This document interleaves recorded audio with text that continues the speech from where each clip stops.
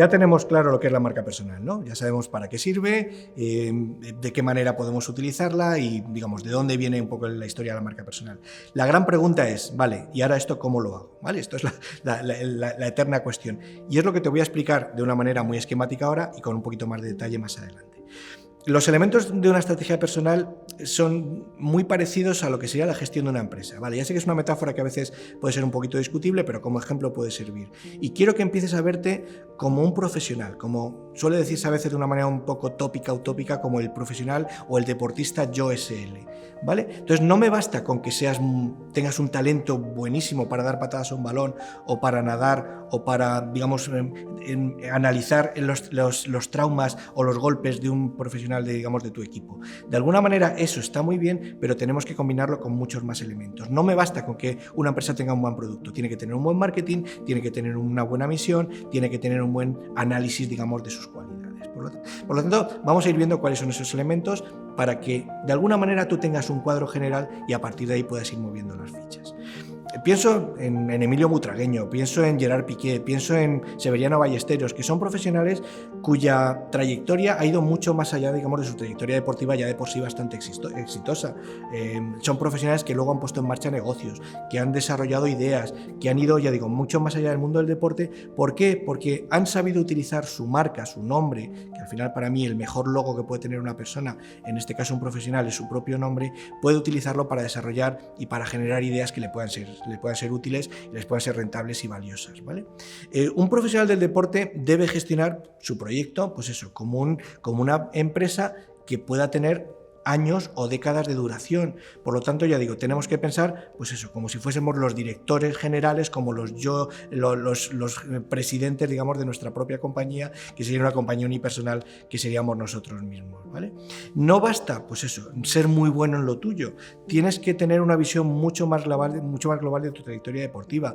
Entiendo que a lo mejor si has empezado muy joven, o un profesional que empiece muy joven, puede tener una visión muy a corto plazo, lo que voy a hacer en los próximos 2 o 3 meses o los próximos 2 o 3 años, pero la trayectoria de un profesional tiene que ser muchísimo más larga y tiene que tener, pues eso, esa visión mucho más global. Por lo tanto, te voy a explicar cómo gestionar los diferentes departamentos, digamos, de tu compañía y de tu profesión.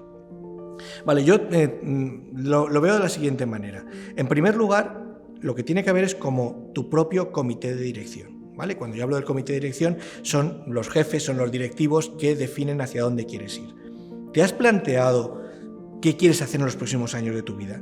¿Te has planteado cuál quieres que sea tu aportación? ¿Tienes una visión de cómo quieres que sean las cosas? Es lo que yo llamo propósito. Si te fijas, a todo le pongo una P. Lo primero es la P de propósito. ¿Cómo te ves dentro de 5, 10 o 15 años? ¿A qué te quieres dedicar? Y algo muy importante, ¿qué líneas rojas vas a poner? Hay ciertas cosas por las que puedes pasar o por las que puedes decir, yo por aquí no paso, ¿vale? Eso es lo que determinan los valores y más adelante hablaremos un poquito de ello. Pero casi nadie se plantea esto y si tú no sabes lo que quieres conseguir, es muy difícil que la gente te conozca y te reconozca por algo.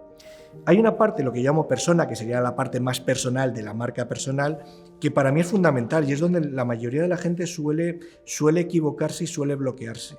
Es decir, todos tenemos miedos, todos tenemos vergüenza, todos tenemos, a lo mejor nos da miedo asumir determinadas responsabilidades, a todos nos falta saber quiénes somos. Esta parte más personal es la que va a impedir, pues, que hagamos determinadas cosas. ¿Cómo voy a subirme yo a un estrado y a contar lo que yo he hecho en mi trayectoria como entrenador?